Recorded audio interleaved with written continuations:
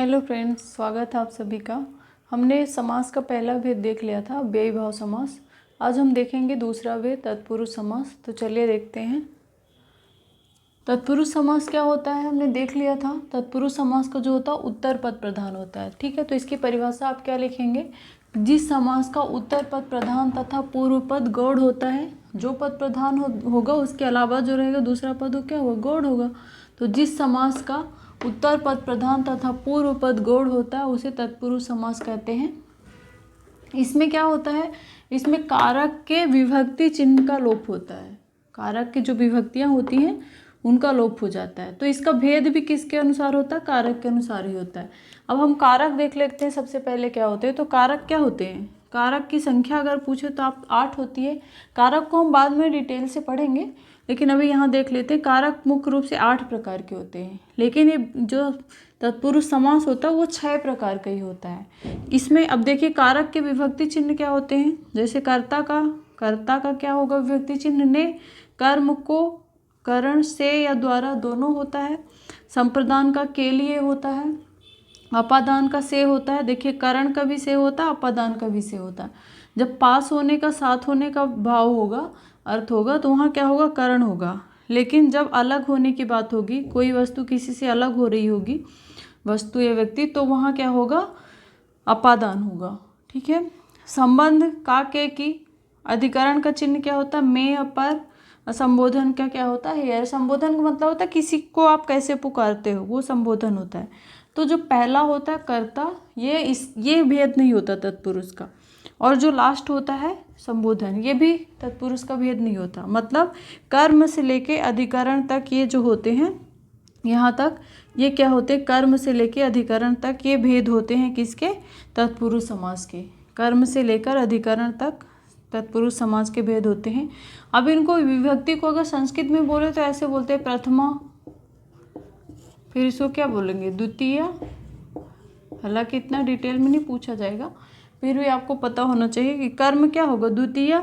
इसको अब हम क्या बोलेंगे? कर्म तत्पुरुष या द्वितीय तत्पुरुष भी बोलेंगे। कर्म तत्पुरुष जो होगा उसमें किसका लोप होगा? इसका चिन्ह क्या है विभक्ति चिन्ह? को। तो को का लोप हो जाएगा। को हम गायब कर देंगे, बाकी शब्द को लिख देंगे। करण में क्या होता है? से या द्वारा इसका विभक्ति चिन्ह होता है। ये क्या होता है? तृतीय। ये चतुर्थी। जो अपादान होता है वो पंचमी विभक्ति होती है। ये षष्ठी और ये सप्तमी। ये अष्टमी वाले का तो होता नहीं भेद। अष्टमी फिर भी आप लिख लीजिएगा, मतलब आप समझ लीजिए अष्टमी भी होता है इसका भेद। ठीक है। तो कर्म से लेकर अधिकरण तक भेद होते हैं। तो पहला जो तत्पुरुष का भेद होगा, तत्पुरुष समास का पहला भेद होगा, वो क्या होगा? कर्म तत्पुरुष। ठीक है। इसमें लोप किसका होगा? को का लोप होगा, विभक्ति चिन्ह का। ठीक है। तो कर्म तत्पुरुष में क्या होगा? अगर आप से पूछा जाए कि कर्म तत्पुरुष क्या होता है, तो कर्म तत्पुरुष में को विभक्ति चिन्ह का लोप हो जाता है। ठीक है। अब इसके कुछ शब्द देख लेते हैं। समस्त पद और विग्रह कैसे करेंगे? अब इतना समझ में आ गया। अब जो चिन्ह होता है उसी का लोप होगा। ठीक है। तो इसको हम देख लेते हैं, विग्रह करके देखते हैं।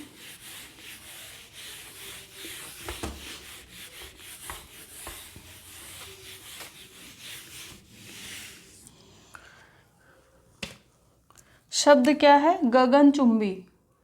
तो इसका विग्रह क्या करेंगे? गगन को चूमने वाला। को हमने क्या कर दिया? लोप कर दिया। इधर क्या लिख दिया? गगनचुंबी। जेब कतरा, मतलब जब भी हम इसका विग्रह करेंगे जो कर्म तत्पुरुष होगा तो उसमें को आएगा ही आएगा। जेब कतरा का क्या होगा विग्रह? जेब को कतरने वाला।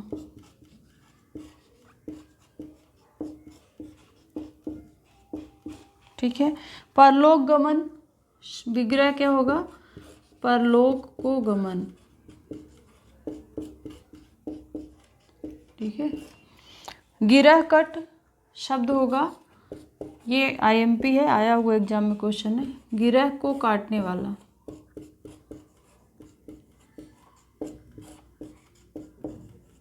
गिरह का अर्थ गठान होता है, गिरह को काटने वाला।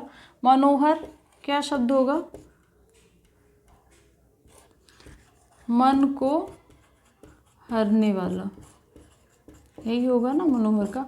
देखिए यहाँ भी को आ रहा है, सब में को आ रहा है, तो कर्म तत्पुरुष में सभी जगह क्या आएगा, को आएगा। यश प्राप्त, यश को प्राप्त।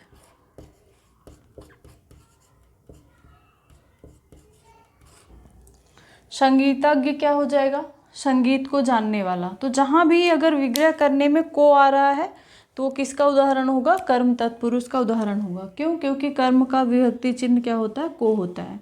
ठीक है, अब दूसरा हमने क्या देखा था, दूसरा जो भेद देखा था,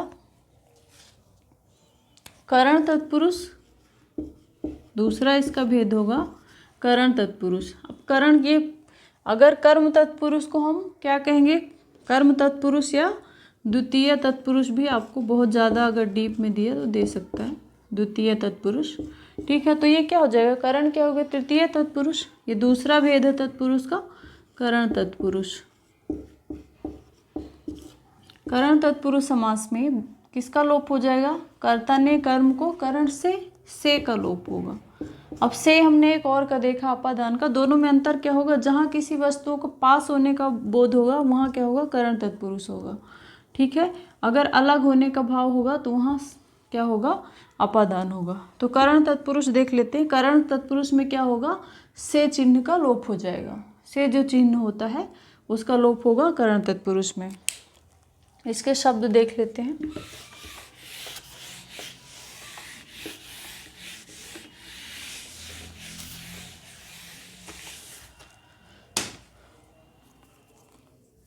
समस्त पद लिखिए, और क्या है, विग्रह।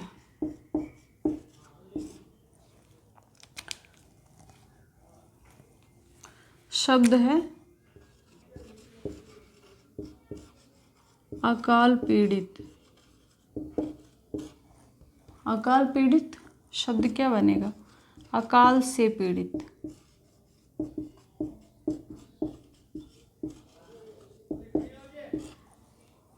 शब्द है क्षुधातुर। क्या बनेगा इसका विग्रह, क्षुधा से आतुर। क्षुधा का अर्थ होता है भूख, तो भूख से जो बहुत परेशान होगा, भूख, क्षुधा से आतुर। रोगग्रस्त, विग्रह क्या होगा, रोग से ग्रस्त। ठीक है, सभी जगह से आ रहा है, रोग से ग्रस्त। शब्द है तारों भरी। विग्रह क्या होगा, तारों से भरी। शब्द है तुलसीकृत। से के अलावा हमने एक और विभक्ति चिन्ह देखा था, द्वारा, दोनों का ही लोप होगा। तो तुलसीकृत,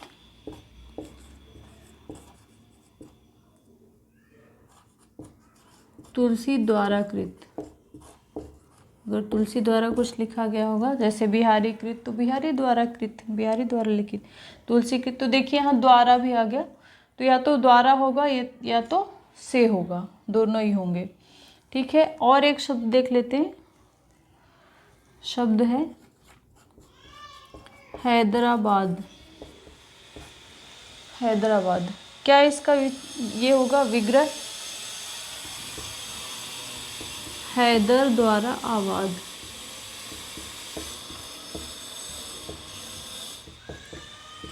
हैदर द्वारा आबाद हैदराबाद हो जाएगा। ठीक है, तो ऐसे शब्द बनेंगे जिनमें क्या होगा, से का लोप होगा या तो द्वारा का लोप होगा, और पास होने का। अकाल पीड़ित, देखिए रोगग्रस्त, रोग साथ में होने का भाव हो रहा है। तारों भरी, तारे साथ हैं तभी तो भरा हुआ है आकाश। तो ऐसे आप पहचानेंगे, अगर साथ होने का बोध होगा तो क्या होगा, करण तत्पुरुष होगा। करण तत्पुरुष के बाद अगला भेद जो है संप्रदान तत्पुरुष देख लेते हैं, तीसरा जो भेद है।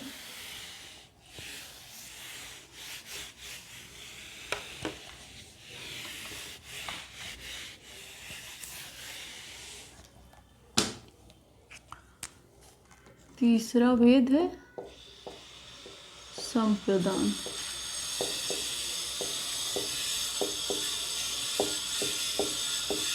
संप्रदान तत्पुरुष, संप्रदान का चिन्ह क्या होता है? के लिए, तो इसमें के लिए का लोप हो जाएगा। संप्रदान तत्पुरुष में के लिए विभक्ति चिन्ह का लोप हो जाएगा। अब इसके शब्द देख लेते हैं। समस्त पद और इधर लिखिए विग्रह। शब्द है गौशाला, क्या हो जाएगा? गो के लिए शाला, गो का अर्थ गाय है।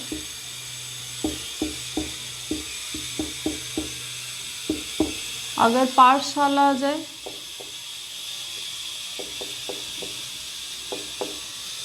क्या लिखेंगे? पाठ के लिए शाला। देखिए सभी जगह के लिए आ रहा है, पाठ के लिए शाला। ठीक है। शब्द है शिवार्पण, संधि हो रही है, यहाँ संधि वाला शब्द है शिवार्पण। क्या लिखेंगे? शिव के लिए अर्पण।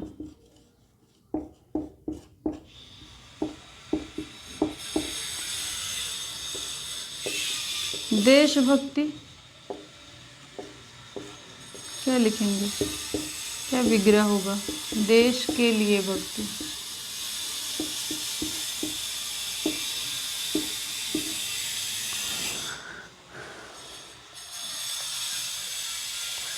न्यायालय क्या होगा?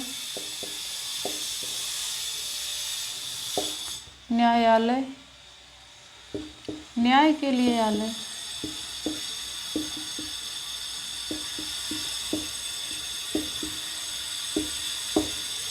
स्नानागार क्या होगा?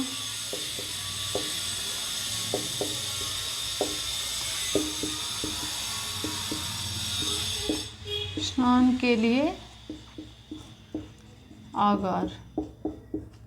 ठीक है, तो सभी जगह क्या हो रहा है? के लिए का ही लोप हो रहा है, हर जगह के लिए का लोप हो रहा है। एक और शब्द देख लिखते हैं, सत्याग्रह। क्या हो जाएगा? सत्य के लिए आग्रह।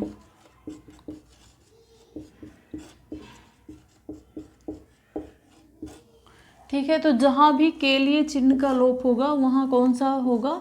संप्रदान तत्पुरुष। इसके लिए आपको कारक और कारक के चिन्ह, विभक्ति चिन्ह आने अनिवार्य है। अगर नहीं आएगा तो आपको ये तत्पुरुष समास समझ में नहीं आएगा। ठीक है, तो ऐसे आप विग्रह करेंगे, जहाँ भी के लिए का लोप होगा वहाँ कौन सा? के लिए अगर विभक्ति चिन्ह आ रहा है तो वहाँ क्या हो जाएगा? संप्रदान तत्पुरुष।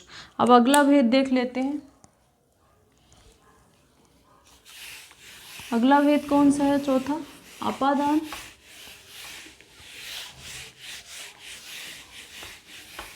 अपादान का विभक्ति चिन्ह भी क्या होता है? से होता है। तो चौथा भेद है अपादान तत्पुरुष।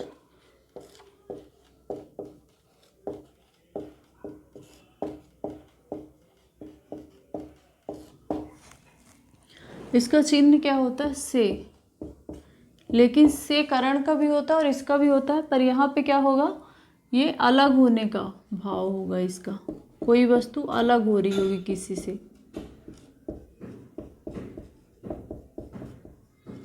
किसी का के अलग होने का बोध होगा। ठीक है, इसके देख लेते हैं समस्त पद।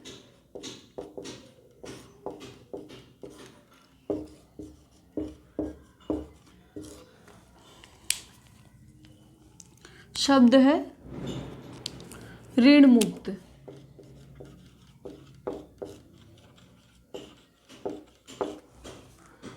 क्या विग्रह होगा? ऋण से मुक्त। क्या हो गया? अलग होने का भाव हो रहा है ना, ऋण अलग हो गया, ऋण से मुक्त हो गया कोई। देश निकाला, शब्द है देश निकाला। देश से अलग हो रहा, शब्द क्या हो जाएगा? देश से निकाला। देश से निकाला। और शब्द देखते हैं, पाप मुक्त। पाप मुक्त। पाप से मुक्त,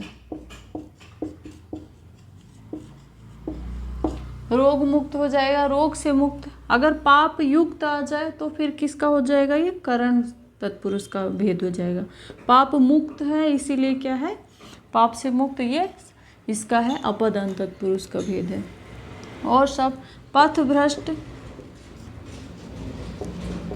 पथ भ्रष्ट, पथ से भ्रष्ट, अगर कोई पथ से अलग होगा अपने तभी तो भ्रष्ट होगा, तो पथ से भ्रष्ट।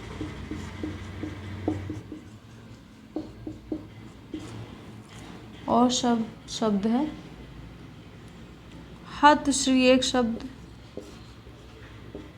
हतश्री, इसका विग्रह क्या होगा, श्री से हत। देखिए श्री का अर्थ होता है शोभा और हत का अर्थ होता है रहित। तो आप विग्रह क्या करेंगे, श्री से हत, लेकिन इसका अर्थ क्या होता है, शोभा से रहित। अगर जहाँ शोभा नहीं होगी तो वहाँ क्या हो जाएगा, हतश्री। शब्द है भय मुक्त, क्या हो जाएगा, भय से मुक्त। भय से मुक्त कब होगा, जब भय साथ नहीं होगा, तो भय मुक्त। ठीक है, तो आगे समझ में कैसे वो शब्द होते हैं जहाँ भी अलग होने का बोध होता है। ईश्वर, एक और शब्द देख लेते हैं, ईश्वर विमुख, क्या हो जाएगा, ईश्वर से विमुख। आप ईश्वर से क्या हो जाएगा, अलग हो गया कोई अगर ईश्वर से, तो उसको क्या कहेंगे, ईश्वर विमुख। तो यहाँ पे भी सभी जगह इन सभी शब्दों में क्या हो रहा है, अलग होने का ही बोध हो रहा है। तो जहाँ भी अलग होने का बोध होगा वहाँ अपादान तत्पुरुष समास होगा।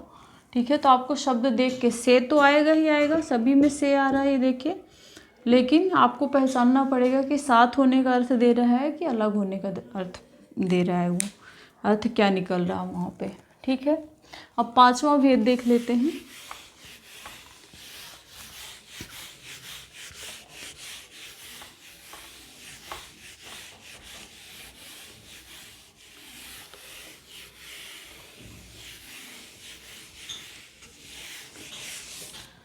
पांचवा भेद क्या है, संबंध, संबंध तत्पुरुष, संबंध तत्पुरुष। संबंध तत्पुरुष का क्या होता है, का के की। इसमें आपको समास में का के की ही देखने को मिलेगा, वैसे रा रे री भी होता है इसका चिन्ह। ठीक है, तो का के की ये संबंध तत्पुरुष का विभक्ति चिन्ह है, तो इन्हीं का लोप होगा। ठीक है, और जो शब्द होगा वो संबंध वाला होगा कोई ना कोई। तो देख लेते हैं इसके पहले, इसके समस्त पद और विग्रह। इसमें क्या होगा, विभक्ति चिन्ह क्या, का के की का लोप हो जाएगा। शब्द है, पहला शब्द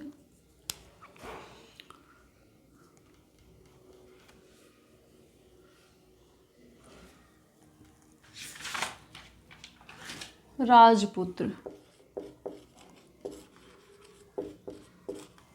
इसके शब्द आसान होते हैं। राजपुत्र क्या होगा, राजा का पुत्र। देखिए संबंध बता रहा है राजा का पुत्र। अब देखिए एक बात मैं आपको बताना भूल गई, वो भी बता देती हूँ। हमने क्या पढ़ा था, प्रधान। इसमें क्या देखा था, तत्पुरुष समास में उत्तर पद प्रधान होता है, यही देखा था।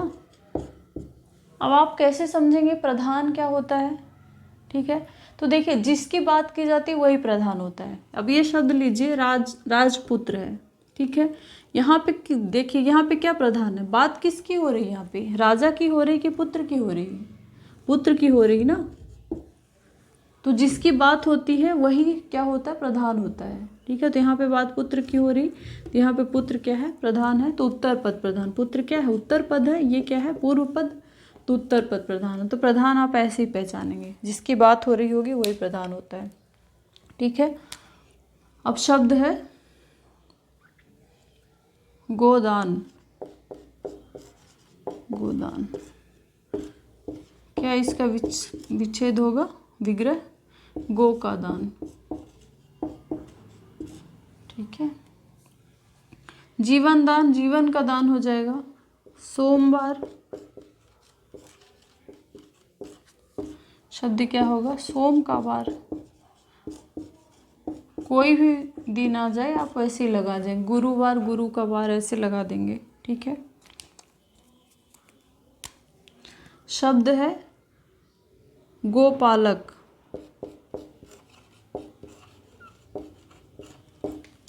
क्या? गो को पालने वाला।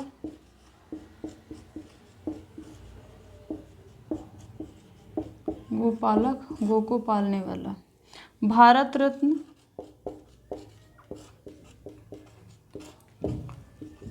भारत का रत्न।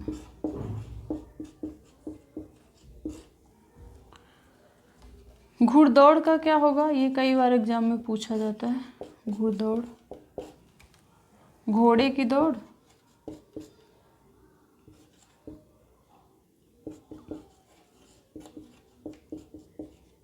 ना, घोड़ों की जो दौड़ होती है उसको क्या बोलते हैं? घुड़दौड़। ठीक। शब्द है लखपति। लखपति क्या हो जाएगा? लाखों का पति। पति मतलब स्वामी यहाँ पे हो, जिसके पास बहुत सारे पैसे हो जाए। शब्द और देख लेते हैं। एक शब्द है त्रिपुरारी, ऐसे लिखाएगा त्रिपुरारी। इसका विग्रह क्या होगा? त्रिपुर का आरी।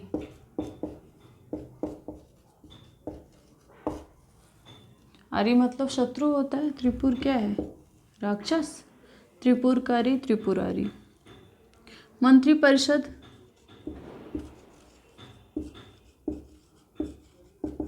विग्रह क्या होगा? मंत्रियों के लिए परिषद। मंत्रियों की परिषद। मंत्री के लिए नहीं होगा, के लिए तो संप्रदान का होता। मंत्रियों की परिषद की परिषद। ठीक है। शब्द है विद्यार्थी। क्या होगा? विद्या का अर्थी। अर्थी का अर्थ यहाँ पे चाहने वाला होता है। ठीक है। विद्यार्थी का क्या हो जाएगा? विद्या का अर्थी। ठीक है। शब्द है भूतेश।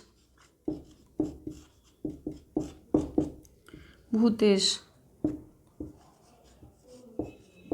क्या हो जाएगा? भूतों का ईश। ईश अर्थात स्वामी। तो ये ऐसे शब्द बनेंगे जहाँ भी का, के, की का लोप हो जाएगा, वो सभी शब्द क्या हो जाएंगे? संबंध तत्पुरुष के उदाहरण होंगे। अब आपको क्या इसका विग्रह करना आना चाहिए, तभी बनेगा। विग्रह की आपको क्या प्रैक्टिस करनी पड़ेगी। ठीक है।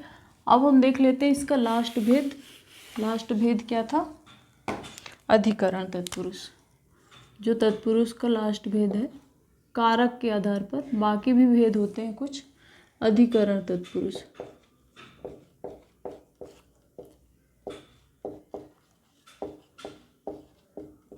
अधिकरण का चिन्ह क्या होता है? में पर, तो लोप भी इन्हीं का होगा, अधिकरण तत्पुरुष का। इसके भी शब्द देख लेते हैं। समस्त पद या समासिक पद और विग्रह भी।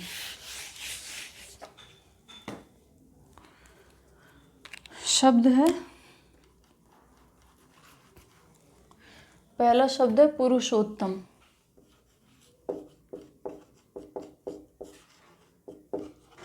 पुरुषोत्तम क्या होगा? विग्रह पुरुषों में उत्तम। ठीक है। में आ गया, ये देखिए में आ गया, अर्थात ये किसका है? अधिकरण तत्पुरुष का। ठीक है। आप बीती,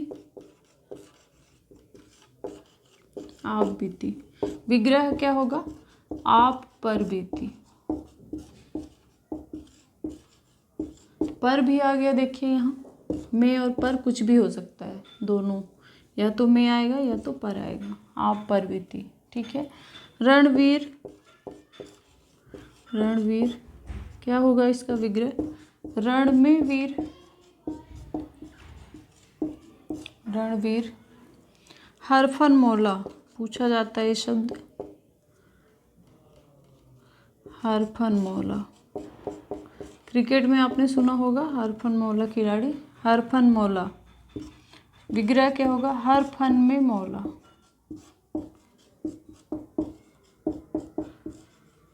फन मतलब कि कला, तो जो मल्टी टैलेंटेड होते हैं उनको क्या कहते हैं? हर फन मौला।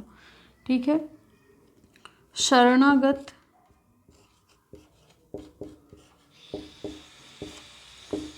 शरण में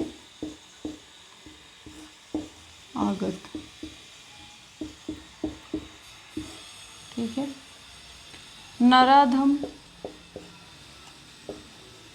शब्द क्या होगा? नरों में अधम। नराधम क्या हो जाएगा? नरों में अधम। तो देखिए सभी जगह या तो में आ रहा या तो क्या आ रहा? पर आ रहा। पर वाला एक ही शब्द देखा था हमने।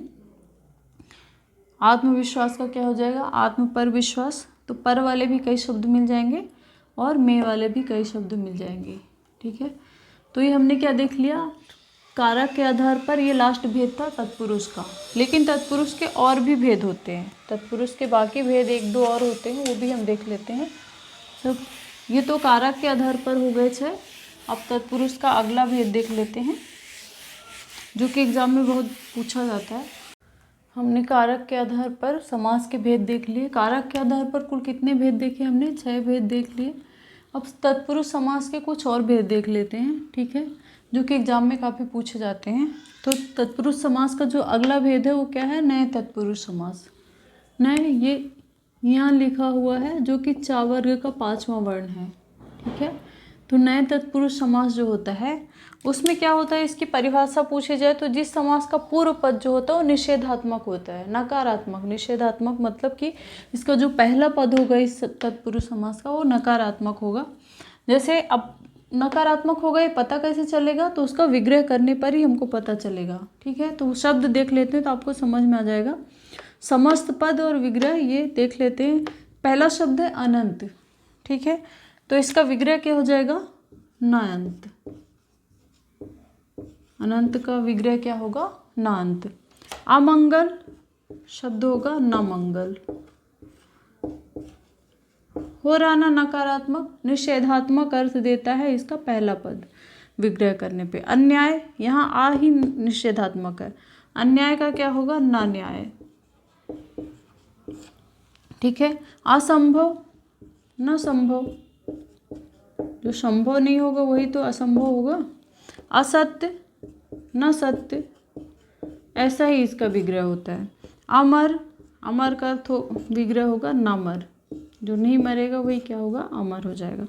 नास्तिक, ना आस्तिक। जो आस्तिक नहीं होगा वही क्या होगा?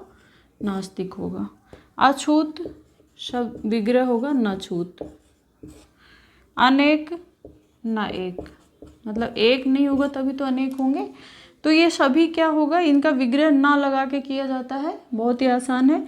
और ये हमेशा क्या होते हैं? इनका पूर्व पद जो होता है वो नकारात्मक निषेधात्मक होता है। ठीक है। और एग्जाम में काफ़ी पूछे जाते हैं, तो ये आप देख लेंगे। अब एक और लास्ट भेद है इसका, मध्य पद लोपी तत्पुरुष समास।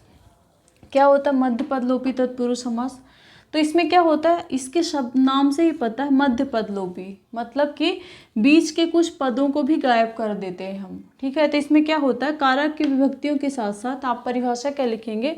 ऐसा समास जिसमें कारक की विभक्तियों के साथ साथ कुछ शब्दों का भी लोप हो जाता है, उसे हम क्या कहते हैं? मध्य पद लोपी तत्पुरुष समास कहते हैं। ठीक है। तो इसमें हम क्या करते हैं? कुछ कारक की विभक्तियों का लोप तो होता ही है, साथ में कुछ और शब्द भी लोप हो जाते हैं। अब इसके शब्द देखिए, समस्त पद हैं ये। अब इधर विग्रह देख लेते हैं।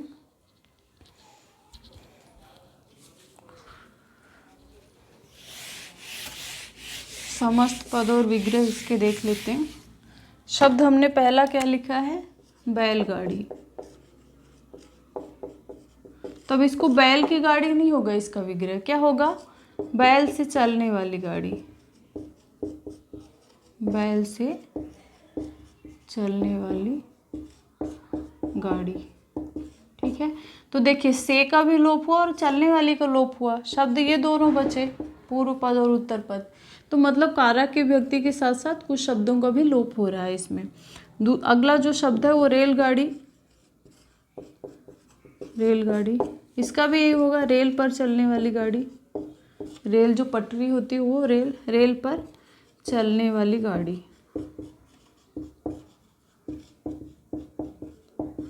ठीक है। शब्द है दही बड़ा। एग्जाम में कई बार ये शब्द पूछे जाते हैं, IMP हैं ये। ठीक है। अगर मान लीजिए ये शब्द दिए हुए हैं और ये भेद नहीं दिया हुआ है, मध्य पद लोपी नहीं दिया हुआ है, सिर्फ तत्पुरुष दिया हुआ है, तो आप तत्पुरुष लगाएंगे। इसमें भी अगर तत्पुरुष पूछा तो तत्पुरुष लगाएंगे, लेकिन अगर तत्पुरुष के भी भेद पूछ लिया है तो फिर आप ये भेद आंसर टिक करेंगे। ठीक है। दही बड़ा शब्द होगा दही में डूबा हुआ बड़ा।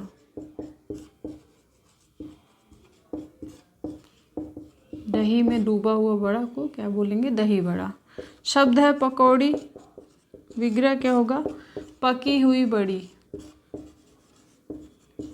ऐसा विग्रह होता है इसका। इस शब्द का लोप हो गया है। हथकरघा क्या होगा? हाथ से चलने वाला करघा, हाथ से चलने वाला करघा। ठीक है। लास्ट है जेब घड़ी। तो जेब में रखी हुई घड़ी, जेब में रहने वाली घड़ी।